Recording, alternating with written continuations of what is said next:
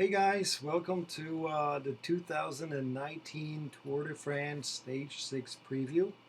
And I'm really excited to preview the stage because tomorrow is the real deal, the first real deal, game changer. We're going to find out tomorrow who the real strong guys are. And because of the nature of the course this year, of this stage, we're also going to find out who the weak men are, right? Who the not so strong favorites are, who's not in form, and who's going to struggle. Um, Usually there are two, three guys who are after this stage we know they won't win the Tour de France. But this year, because of the nature of the course, I'm expecting there's going to be a little bit more favorites, which will lose a lot more time. And the reason why I think that is because there is a very steep climb that comes before Plateau de Belle, and also there's that extra 1 kilometer that they added to the top with like a 20% section. So I think the gaps will be a little bit wider, even in the top 10. But I think they're definitely going to be wider for the guys that are going to be struggling or having a bad day. Um, so I kind of did the same thing like I did yesterday. I went kind of digging, examined the route in detail, and looked at the detailed profiles of all the 7 climbs. Um, we have 7 climbs packed into 160 kilometers tomorrow. We have 3 category 1s, 2 category 2s, and 2 category 3s. All right. The day's break should get established early on the category 1 climb, the first climb of the day, and I'm kind of expecting for the really strong climbers to go out there, and compete for that polka dot jersey, because I don't think Tim Wellens is actually going to survive the big climbs tomorrow. I think he's going to go out on a break, and I think the first 2 climbs or 3 climbs he's going to get points, and he may even survive that day in a polka dot jersey. But we saw him struggle today on a category 3 climb towards the end. I know he was out on a break for a long time, but I think the bigger climbs are going to be a problem for him. I also think that Astana and Movistar will put men into the early breakaway to kind of be there at the end at Plateau de Belle and wait for the leaders and kind of help them out a little bit. So I'm expecting Movistar guys like maybe Nelson Oliveira, like Mr. Soler, maybe I think they'll save Andre Amador for the end, but I think Astana, guys like Lusenko, maybe Izagirre Nasti, um, maybe even Bilbao will go out there, spend the day breakaway, get the points maybe, but then the whole purpose of them going early is to help Jakob Fuglsang. We can definitely expect it from Movistar. They do it all the time in the tour. So the first big mountain of the day, category 1. So what the Tour de France did this year is they split one mountain into 2 categorized climbs. So they split the big Grand Ballon into 2. Category 1, they're calling it La Markstein, and the category 3 um, at the Grand Ballon, the top of the real one mountain. The La Markstein part of the Grand Ballon is 10.8 kilometers at 5.4%, so not that steep. And then there's a second part, 1.3 kilometer at 9% steep to the summit of Grand Ballon. So I looked at the detailed profile of that climb that is split by 2 by the tour organization. And there's some steep sections. There's actually 3 different distinctive part of this, the steeper gradients. There's a 4.5 kilometer section, 3 kilometer section, and 2 kilometer section, where the gradient actually oscillates between 7 and 9%. So really strong guys will go early, right? Will establish the break. I'm expecting French representation again, guys like Herrada, right? I think FDJ. I think these guys will stay for their leaders, for Badre and for Thibaut Pinot, but they'll probably send lesser teams, the lesser climbers out there. Um, One guy that I think will go on the break tomorrow is the guy from Wanty that appeared to be pretty competitive today for the jumping out of the peloton to get the remaining points after the breakaway for the polka dot. What's his name? His name is uh, Xandro Maurice. He was really good at Delpian Libre. He got like 17th place in the end, right, in the GC. So he is probably not expecting to do really well in GC, but he seems to be going after those little points, and I think he's going to be out tomorrow early in a breakaway to collect bigger points on those higher categorized climbs. The interesting thing tomorrow is what does Alaphilippe do, right? I think he doesn't go out early to start collecting the points for the polka dot. I think they'll eventually come, but I think that won't come till like stage, till the Alpine stage. I think for now he wants to check if he can survive another day, right? And it's possible because the yellow jersey actually adds a little bit of strength to you, right? So you got a lot more heart, and it is possible that he could do it. I'm going to touch on this a little bit later on, in the preview. So then after that initial two climbs, we go down, and then we have a category 2 climb, and then at 105, so this is 55 kilometers from the finish, we hit a Ballon Alsace Category 1, 11K at 5.8%. So once again, I took a detailed look, and it does also have has a not steep section, but the middle section is actually pretty steep. So we have a second kilometer of this climb is at 6.4%, third kilometer is at 6%, but then we have the fourth kilometer of the climb 7.1, getting steeper, fifth kilometer of the climb 8.7%, and sixth kilometer is at 8.6, almost 9%, and seventh kilometer at 7.2. So we really have 4 kilometers from 4 to 7, right? 4, 5, 6, and 7, where it's either between 7 and 9%. So, there's a harder section to that climb, plus the length of the climb is really long. So definitely the guys are gonna, they're gonna feel it. So the battle for the polka dot jersey will heat up here. Then we come down from the category 1 climb. We have a very quick category 3, right? It's called the Crocs, 3.3 kilometers, 6.1, shouldn't be too big of a problem. And then we come down again, and then at 19 kilometers from the finish, we have the second category climb called the Chevreuse, right? It's only 3.5 kilometers long, but the average gradient is almost 10%. It's a real beast, and it's going to hurt literally everyone in the peloton, right? So I want to kind of see what the profile of this thing was. I wanted to see it in, of course, in detail. So I went out and checked out again a couple of websites.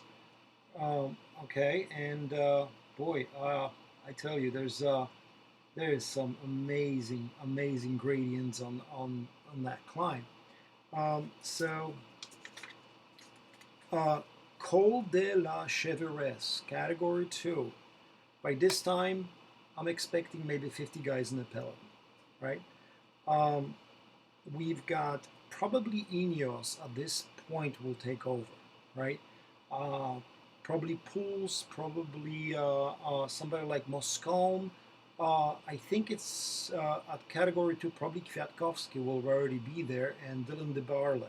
So by that climb, I think Inoes takes over. Maybe Astana, maybe Movistar, but these teams will definitely be controlling the pace, no doubt. So take a look at this second category climb, and take a look at the gradients. Uh, so uh, the climb is 3.5 kilometers. First kilometer, 9%. Okay. Second kilometer, I'm going by actually half a kilometer. So first 500 yards is at 9%. Next 500 yards, only 4.5. Then the next 500 yards, so a kilometer and a half, 9% section of 13. But then next 500 yards, 11.5% with a section of 14% and a section of 16%. This is 100 meters. Very difficult. Then another 500 meters, 13.5% with a section of 18%. Wow. Then another 500 yards, 11% with a section of 14%. And then the last 500 yards is with is an average of 9%. Now they added the one extra kilometer at the end, as we know. It was a gravel road. From what they were saying in a broadcast today on NBC, they actually repaved that road, which kind of sucks because I would love to see the gravel at the end of the stage. But that is at 9.5%, right? And it has a section of 24%. So literally your bike is going to stand up, right? As you're climbing, your front wheel is going like this. So it's going to be, it's going to be a spectacle. I'm expecting carnage up there. I'm expecting fans, throwing everything and cheering. Some idiot is going to run besides the road wearing some crazy hat, right? Devil's going to be up there, somewhere too. So, by that time, right, I'm expecting the fans to be already crazy, right? That second category climb before Plateau des Belle is super hard, all right? So I'm expecting madness already there. So the average 1 kilometer of the Col de Cheverès, right? 1K is at 15.7%. So it's steeper than Mortolio, right? It's steeper than Zoncolan, of course, for 1 kilometer, but it's still incredibly, steep at the speeds, at the Tour de France, which are, greater. So it's going to be narrow. There's going to be a lot of kind of needles from the trees on the road, a lot of dirt, a lot of fans. So, it's going to be great show. I can't wait. I talked a little bit about Plateau des Belle. We come down from Côte de Cheverès. On top, there's something really important which I actually forgot to mention. There is those K-ohm bonus seconds that can win, and it's going to be critical for Alaphilippe to get the 8 seconds, right? He's up on GC. He doesn't have a bigger advantage. He's got like 30 seconds on guys that are going to count tomorrow, like Bernals and Gerrant Thomases and Fuglsangs. So he really needs the 8 seconds because every second is going to count for him to survive, right? By the way, if he survives tomorrow, right, he could survive for the next 1, 2, 3, 4, at least 5 days. So it's a big deal, right? This could be another week in yellow for Alaphilippe. So it's going to be critical for him to grab the 8-second bonus on top of the Category 2 Col de Cheverès. And that comes 19 kilometers from the finish. Now, a crazy descent follows. And then at about 8 kilometers from the finish, we start climbing Plateau des Belle, right? And of course, I'm expecting a complete massacre, right? And this is not going to be the massacre that historically occurred there. Just to tell you a little story about the place, it was during the 30-year war, right? Basically, the German princes, which were Protestant, were fighting the Imperial Habsburgs, which were Catholic, and in a defense of the Protestants, which were persecuted by the Catholics. The King of Sweden, Gustav Adolf, came down with his army to Germany, right, to kind of like, balance the armies, right? He gotten several victories, but he came to this area where the Finnish is, the Vosges Mountains and the Planche Des Belle. He came there in 1635. He wasn't there, but his general and his army was there. And basically, the villagers from the surrounding areas got the whiff of it, and they expected, basically the fame of the Swedish soldiers preceded their arrival. So the villagers decided to take their stock and basically ran away up to the mountain to the hideout spot, while all the women went up to the highest mountain in the Vosges area around Plateau de Belle and hid there. Well, unfortunately, the villagers, the hideout was betrayed, and basically what happened was the Swedish soldiers came up there, and it was a complete massacre. One of the people ran away from the hideaway of the villages, went up to the mountains to warn the women, but because it was winter, there was, trucks. You could tell where the person was going. The Swedish soldiers went up and basically attacked the second hideout of the women. And the women were pre-warned, and they came down from the other side on the steep slopes. They were sliding down. And they came to a place called the Black Pond, right? And apparently, the way the story goes, they committed kind of like a group suicide in a way, because they knew what they could expect from the Swedish soldiers. Only a couple of survivors survived to tell the story, right? That's why the place is called the Planche Des Belle, right? But I'm expecting a friendlier but a second sporting massacre on that climb. It's gonna be an absolute carnage, right? I mean, there's probably gonna be 20 guys before the start of the mountain. This is how steep this is gonna be. So everybody's gonna be at their limit. As far as the percentage, it's 7 kilometers at 8.7%, right? And I'm looking at the profile. The first kilometer is at 9.5%. That's average. Now there's ramps kind of all over the place here, right? The crazy ramps. I'm gonna find this thing for a second. So the first kilometer is at 9.5%. Okay. It's got a ramp of 13%. Second kilometer goes down to 6.7. But look at this. Third kilometer, average, this is average for a kilometer, 9.5% with a long section of 11.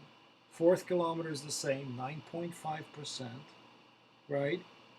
Then you have a fifth kilometer, 8.3%, okay? And then we're getting into some real stuff. Sixth kilometer is at 8.3%, but it's got that section of 20% that we know from previous years, right? That right-hand turn. And now they found another one, again, extra kilometer up there on the gravel road, which, as I told you, was repaved. And this one is at 9.5%, and it has a section of 24%. So basically your wheel goes up like this. I mean, it's just going to be nuts. It's going to be a beautiful show, right? I cannot wait. So what am I expecting? I'm expecting that break to go on and the fight for the polka dot jersey to ensue. I'm expecting Movistar and Astana to put men in the day's breakaway to survive to the last climb to help the leaders. And I'm thinking specifically of Movistar here, and I'm thinking of the magnificent trio of Landa, Valvelde, and Quantana, right? Um, there's several questions that I actually have um, for that final climb, right? Before I make my predictions. Um, my main question is, what happens to Inoes? What happens to the two leaders, right? What happens between Gerrant Thomas and Egan Bernal? Will Team Inoes directors have Bernal wait for Gerrant Thomas, okay, if he struggles just a little bit, right? Will they have him wait so he doesn't lose too much time, or will they have him go with the front guys and let Gerrant Thomas to be paced by somebody like Pools or Dylan Van Barle or Kwiatkowski, right? They should be good, by the way, on a climb like this because it's the first day. Usually, guys like Pools and guys like Kwiatkowski tend to struggle a little bit later. They can pretty much get over the first big mountain stage pretty well. So the question is, if Gerrant Thomas struggles a little bit, right? What goes into that kind of a decision, right? Because he may lose only 30 to 40 seconds, but he gets better every day as the tour go on. And don't forget, we have a time trial coming up. So he may regain that time of 30, 40 seconds easily in a time trial. So there's a kind of like a tough question to post. What are they doing, right, with Egan Bernal if Gerrant Thomas struggles, and I'm actually expecting him to struggle a little bit. I just don't think that he's in the right form following his crash. Now, of course, one other thing that has to come to play is Egan Bernal inexperience, right, in the Grand Tours and in general in taking risks. I mean, he had a major crash last year. He had a major crash this year that actually took him out of the Tour of Italy. So he certainly takes either the risks or he crashes a lot. Um, that may play into that decision on what to do if Gerrant Thomas struggle. Another question that I would have, right, is what about the Magnificent Trio, right? What happens to Movie Star? Or, are they capable of actually winning this Tour de France, which is actually tailor-made for one of these guys? Number one, Landa. How did how did Giro d'Italia affect him? Where is his strength? We'll probably find out tomorrow. How is Valvelde? I mean, he did really well in Route du Sud. He won it, and apparently, from what the guys are saying, he's actually 3 kilos lighter, which is a huge thing for Valverde. How will this affect his climbing? Will it take away from his explosiveness, or will it add to his climbing on major mountains? What about his endurance? Right? Is he will it lose a little bit? Will it add to it? It's going to be a question. And of course, what about Quantana? Right? I mean, he wasn't impressive in a build-up. He wasn't impressive in LPN, but that means nothing, right? We'll find out tomorrow. Which one of them will be competitive, or or maybe all three. I mean, who knows? So this is going to be really interesting. We'll find out about the French hopes, right? Um, and also, I'm waiting to find out how Nibialis is. What's his form after Giro? Dan Martin and Fuglsang. I think these guys are going to be very competitive tomorrow. There's a lot of questions, right, to answer tomorrow. So, predictions, right? Predictions. One other question, of course, which I touched earlier on before, is what happens to Alaphilippe? Does he survive in a yellow? Is this climb too hard for him? Or does he get that critical bonus on the next to last climb called the Cheverez and makes it by a few seconds? Now, if he loses some time, like Bernal is in the lead for 5 seconds, Alaphilippe, especially on 2 days from tomorrow, so on stage 8, 9, could regain that jersey back. So it's definitely going to be interesting. Um, so what happens to Alaphilippe, right? So on to favorites, right? Who are my 5-star, 4-star, and 3-star favorites? I've got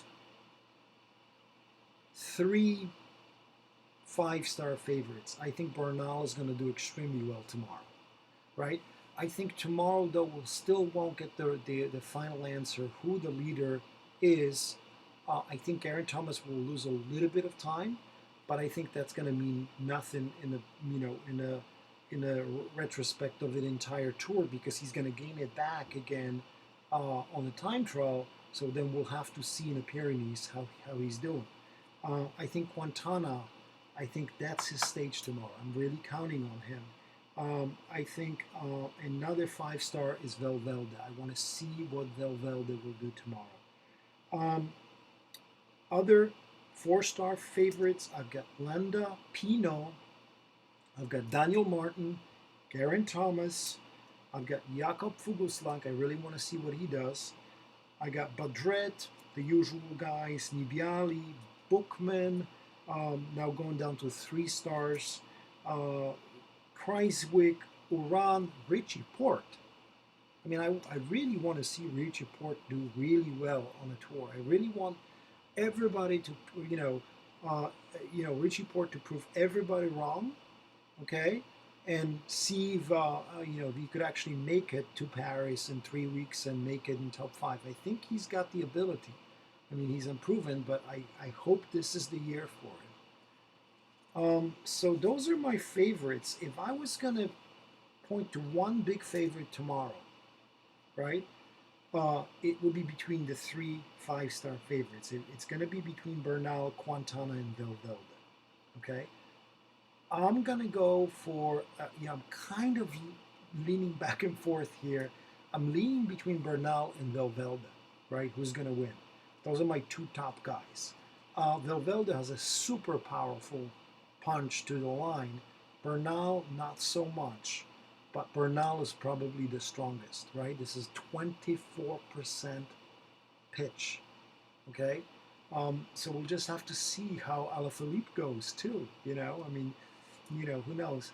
I'm going to go with, should I go safe with Bernal, or should I take a chance on Valvelde?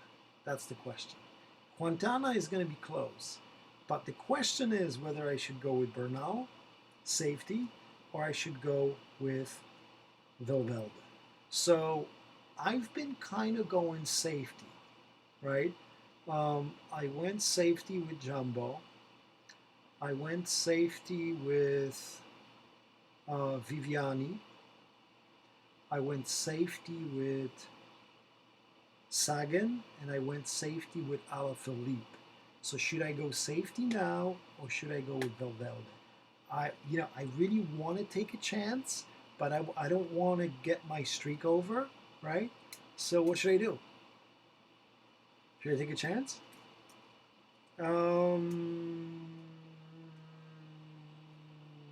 Okay, against my better judgment of always going for the safety, I'm going to go with Alejandro Valverde. Yes, you heard it here first. Alejandro Valverde, just there's the hunch that I get over him. I'll probably regret it because Bernal is like a biggest favorite for tomorrow, so he's my number 2 pick, but somehow I feel Valverde is going to win tomorrow. All right, well, I'm super excited for tomorrow. Leave me comments if you like the preview. Please comment about what you're doing, how you're watching the tour. Comment about your riding. I'm gonna go for a ride again here today. The weather is absolutely perfect. It's a little cloudy out there, so I'm gonna put in another 25 miles, and I'm gonna keep doing it until the end of the tour, and we'll see how it will affect my weight. Right, kind of, getting in shape with the tour in a way. So leave me comments. If you liked it, hit like. If you want to subscribe to my channel, you can, and I'll promise that I'll do, videos every stage. I'll recap them and I'll do the previews for the next stage.